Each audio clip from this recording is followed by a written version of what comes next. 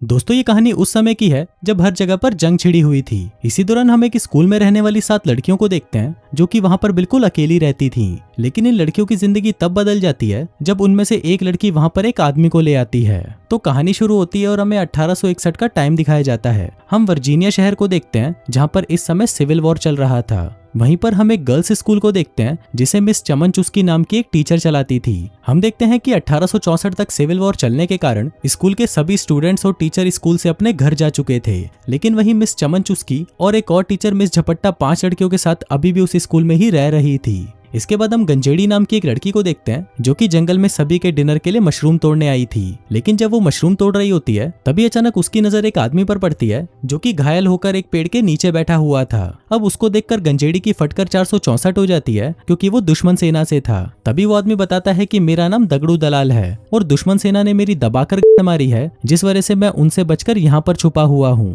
अब गंजेड़ी को दगड़ू दलाल की हालत देखकर उस पर तरस आ जाता है जिस वजह से वो उसे अपने साथ ले जाती है। लेकिन फिर स्कूल के पास आते ही दगड़ू दलाल बेहोश हो जाता है। अब उसे देखते ही स्कूल की सभी लड़कियां और टीचर वहां पर आ जाती हैं और उसे घेर कर खड़ी हो जाती हैं। अब उस आदमी को देखकर मिस चमन चुस्की गंजेड़ी को कहती है कि मैंने तो तुमको मशरूम लाने को भेजा था, तुम ये क्या उठा लाई। जिस पर गंजेड़ी कहती है कि ये वहां पर घायल पड़ा था इसलिए मैं इसकी मदद करने के लिए इसे अपने साथ ले आई। अब उस आदमी को देखकर सभी लड़कियां सोचने लगती हैं कि क्या इस आदमी की मदद करना ठीक होगा भी या नहीं, क्योंकि इस स्कूल में सभी लड़कियां रहती हैं और अगर एक बार भी इस आदमी का काला नाक जाग गया तो ये कुत्ते की तरह हमारे बिलों में जाने के लिए तड़पने लग जाएगा। लेकिन अब वो इस आदमी को मरने के लिए ऐसे छोड़ भी नहीं सकती थी, इसलिए वो सभी उसे उठाकर अंदर ले आती हैं। वो उसे ऊपर एक रूम में ले जाती हैं जहाँ पर मिस चमन चुस्की दगड़ू दलाल के घावों पर टाके लगाकर उस पर पट्टी कर देती हैं। इसके बाद वो उसे रूम में लॉक करके बाहर आती है और सभी स्टूडेंट से कहती हैं कि जब तक ये आदमी ठीक नहीं हो जाता हम इसकी सेवा करेंगे और फिर इसके ठीक होने के बाद हम इसे अपनी सेना के हवाले कर देंगे।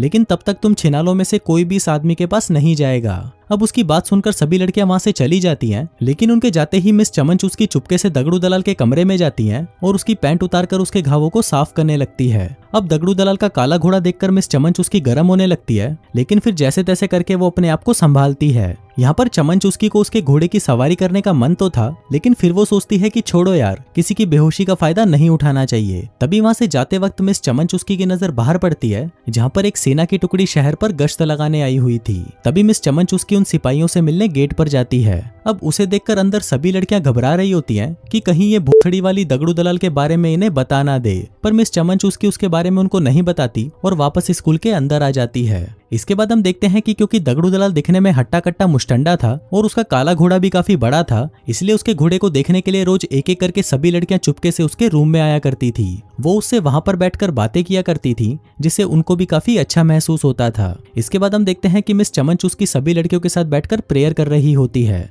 तभी प्रेयर के बाद वो जानबूझकर सभी से पूछती है कि क्या किसी को भी कोई और दुआ मांगनी है, जिस पर मिस झपट्टा कहती है कि हाँ, मैं चाहती हूँ कि दगड़ू दलाल जल्दी से जल्दी ठीक हो जाए। अभी सुनकर मिस चमन चुस्की समझ जाती है कि अब मिस झपट्टा भी दगड़ू दलाल का घोड़ा लेने के लिए तड़प रही है। हम देखते हैं कि जहाँ पर दगड़ू दलाल का घोड़ा लेने के लिए स्कूल की सभी लड़कियां आपस में लड़ रही थी, वहीं ये दोनों टीचर्स भी उसका घोड़ा लेने के लिए बेताब थी। इसके बाद हम देखते हैं कि स्कूल की सभी लड़कियां दगड़ू दलाल को इम्प्रेस करने के लिए अलग अलग चीजें करती हैं, जैसे कि कोई उसके सामने सज धज कर आती है तो कोई उसके लिए अच्छे अच्छे पकवान लेकर आती है ताकि उनमें से किसी से तो दगड़ू दलाल इंप्रेस हो जाए और उन्हें वहीं पकड़कर घोड़ी बना दे। इसके बाद हम देखते हैं कि एक दिन मिस चमन चुस्की दगड़ू दलाल के रूम में आती है, जिसको देखकर दगड़ू दलाल समझ गया था कि मिस चमन चुस्की यहाँ की बॉस है और यहाँ पर उसी की चलती है और अगर मैं इसे पटा लेता हूँ तो मेरी चांदी हो जाएगी। अब दगड़ू दलाल मिस चमन चुस्की को इम्प्रेस करने की कोशिश में लग जाता है। उधर चमन चुस्की उससे बजवाने के लिए तैयार होने ही वाली थी कि तभी वो अपने आप को संभाल लेती है। इसी दौरान वहां पर फड़फड़ाती बिल्ली नाम की एक लड़की आती है और मिस चमन चुस्की से कहती है कि क्या मैं आपकी कोई हेल्प कर सकती हूँ, जिस पर मिस चमन चुस्की उसे कहती है कि बुखड़ी की चली जा यहाँ से, मुझे पता है कि तू यहाँ पर क्या करने आई है। फिर इसके कुछ देर बाद मिस झपट्टा भी दगड़ू दलाल के रूम में आती है जहाँ पर वो हरामी उस पर भी ट्राई मारने लग जाता है। वो उससे गंदी गंदी अश्लील बातें करने लगता है और उसका ये प्लान कामयाब भी हो जाता है क्योंकि अब मिस झपट्टा की बिल्ली गीली हो चुकी थी और वो दगड़ू दलाल के साथ दबा दबा कर मजदूरी करना चाहती थी। फिर इसके बाद क्या था, मिस झपट्टा दगड़ू दलाल के बिस्तर पर आती है जहाँ पर वो दोनों दबा दबा कर मजदूरी करते हैं। इसके बाद हम मिस चमन चुस्की को देखते हैं जो कि सभी स्टूडेंट्स के साथ मिलकर प्रेयर कर रही होती है, लेकिन तभी वहां से फड़फड़ाती बिल्ली उठती है और मूतने का बहाना लगाकर बाहर चली जाती है।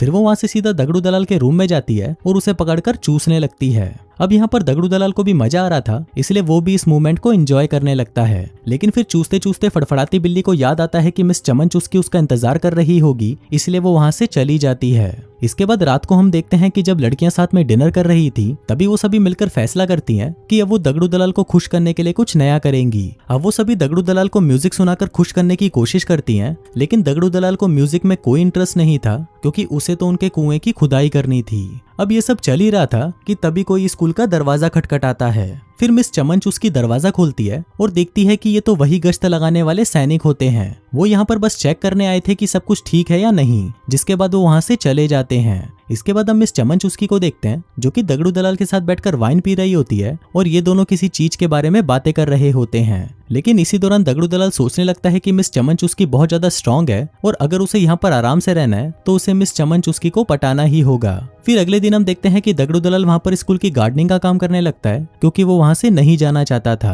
अब भला वो यहाँ से क्यों ही जाएगा, क्योंकि जिस इंसान के पास गहरे कुओं की लाइन लगी हुई हो वो इन सबको छोड़कर जंग में मरने क्यों जाएगा। उधर हम चमन चुस्की को देखते हैं, जिसकी नजर दगड़ू दलाल के जख्मों पर पड़ती है, जो कि अब ठीक हो चुके थे। अब क्योंकि वो बिल्कुल ठीक हो चुका था तो वो यहाँ पर नहीं रह सकता था। लेकिन तभी दगड़ू दलाल मिस चमन चुस्की से कहता है कि वो यहाँ से नहीं जाना चाहता और वो यहाँ पर रहकर गार्डनर का काम करना चाहता है। लेकिन मिस चमन चुस्की उसे फिर से मना कर देती है और कहती है कि तुम यहाँ पर नहीं रह सकते। अब ये सुनकर दगड़ू दलाल सोचता है कि उसे यहाँ पर रहने का कोई और जुगाड़ बिठाना होगा। जिसके बाद वो सीधा मिस झपट्टा के पास जाता है और उसे प्रपोज कर देता है। कहता है कि डार्लिंग, मैं तुमसे बहुत प्यार करता हूँ। अभी सुनकर मिस झपट्टा बहुत खुश होती है और वो दोनों वहीं पर ही एक दूसरे को चूसने लग जाते हैं। इसके बाद वो दोनों मजदूरी का कार्यक्रम करने ही वाले थे कि तभी वहां पर एक लड़की आ जाती है और इन दोनों का ये कार्यक्रम अधूरा ही रह जाता है। इसके बाद हम देखते हैं कि मिस चमन चुस्की दगड़ू दलाल को डिनर के लिए इनवाइट करती है, क्योंकि आज यहाँ पर उसकी आखिरी रात है और उसे कल यहाँ से निकाल दिया जाएगा। इसलिए आज रात वो सभी मिलकर जश्न मनाते हैं। फिर डिनर के बाद दगड़ू दलाल मिस झपट्टा के कान में कहता है कि मैं आज रात तुम्हारे रूम में आऊंगा और फिर हम दोनों साथ में पलंग तोड़ मजदूरी करेंगे। फिर उसी रात हम देखते हैं कि मिस झपट्टा अपने रूम में दगड़ू दलाल का इंतजार कर रही होती है। लेकिन इतना ही नहीं, दूसरी तरफ मिस चमन चुस्की भी अपने रूम में दगड़ू दलाल का इंतजार कर रही होती है, क्योंकि उसको भी लग रहा था कि आज रात को दगड़ू दलाल उसकी लेकर ही जाएगा। लेकिन फिर काफी देर बीतने के बाद भी दगड़ू दलाल नहीं आता। तभी मिस चमन चुस्की को नीचे जोरों की आवाज सुनाई देती है, तो वो अपने रूम से बाहर आकर देखती है कि ये आवाज तो दगड़ू दलाल के रूम से आ रही है। फिर मिस चमन चुस्की जैसे ही उसके रूम का दरवाजा खोलती है तो वो देखती है कि दगड़ू दलाल ने फड़फड़ाती बिल्ली को घोड़ी बना रखा है और वो उसकी दबा दबा कर ले रहा है। अब ये देखकर मिस चमन चुस्की को बहुत गुस्सा आता है और वो दगड़ू दलाल को वहां से जाने को कहती है। दगड़ू दलाल कहता है कि मैं तो सिर्फ इसका बुखार चेक कर रहा था। चमन चुस्की कहती है कि हाँ बुखड़ी के गांड से बुखार कौन चेक करता है, जिसके बाद वो उसे सीढ़ियों से नीचे धक्का दे देती है।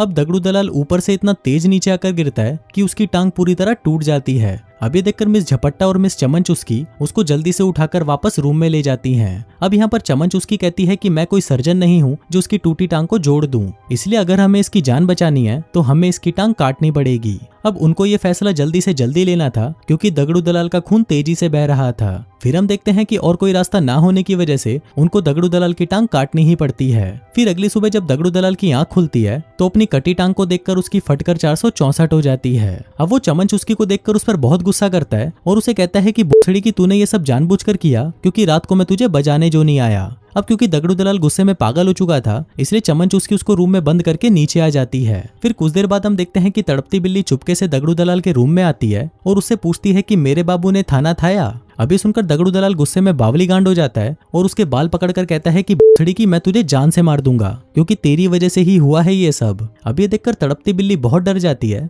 और नीचे आकर मिस चमन चुस्की से कहती है कि अब हम लोग यहाँ पर सेफ नहीं है, इसलिए अब हमें दगड़ू दलाल को आर्मी के हवाले करना ही होगा। लेकिन तभी वहां पर दगड़ू दलाल आ जाता है और उनको कहता है कि भोसड़ी वालों, अगर तुम लोगों ने मुझे फिर से रूम में बंद करने की कोशिश करी तो तुम लोग सोच भी नहीं सकते कि तुम्हारे साथ क्या होगा। अब ये सुनते ही मिस चमन चुस्की तड़पती बिल्ली से कहती है कि तुम जल्दी से जाकर गेट पर नीला कपड़ा बांध दो, ताकि आर्मी वालों को पता चल जाए कि हम लोग मुसीबत में हैं। अब तड़पती बिल्ली जल्दी से जाकर गेट पर नीला कपड़ा बांध रही होती है कि तभी दगड़ू दलाल उसे देख लेता है, जिसके बाद वो सभी लड़कियों को गन पॉइंट पर ले लेता है। वो कहता है कि अगर तुमने फिर से ऐसा कुछ भी किया तो मैं तुम सभी को मार डालूंगा, जिसके बाद वो गुस्से में अपने रूम में चला जाता है। अब यहाँ मिस झपट्टा को लगता है कि शायद दगड़ू दलाल को मजदूरी की जरूरत है, इसीलिए वो ऐसा कर रहा है, तो वो उसे चरम सुख देने के लिए उसके रूम में जाती है और उसके रूम को अंदर से लॉक कर देती है। उधर मिस चमन चुस्की उसे मना करती है और कहती है कि साली छिनाल ऐसा कुछ मत कर, लेकिन मिस झपट्टा की ठरक अब चरम सीमा पर पहुंची हुई थी, इसलिए वो दगड़ू दलाल के पास जाकर उससे लिपट जाती है। उधर दगड़ू दलाल को भी मजा आने लगा था,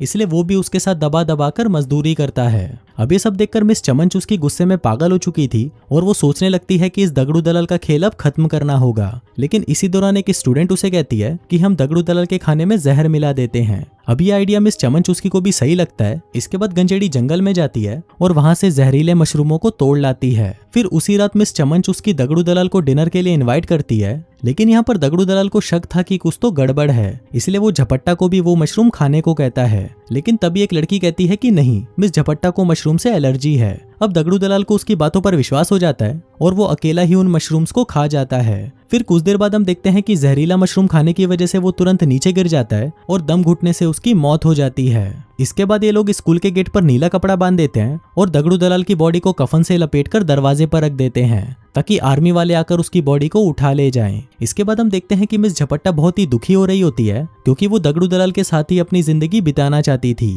और वहीं बाकी सभी लड़कियों की प्यास अभी भी अधूरी ही रह जाती है और इसी अधूरी प्यास के साथ ये कहानी यहीं खत्म हो जाती है।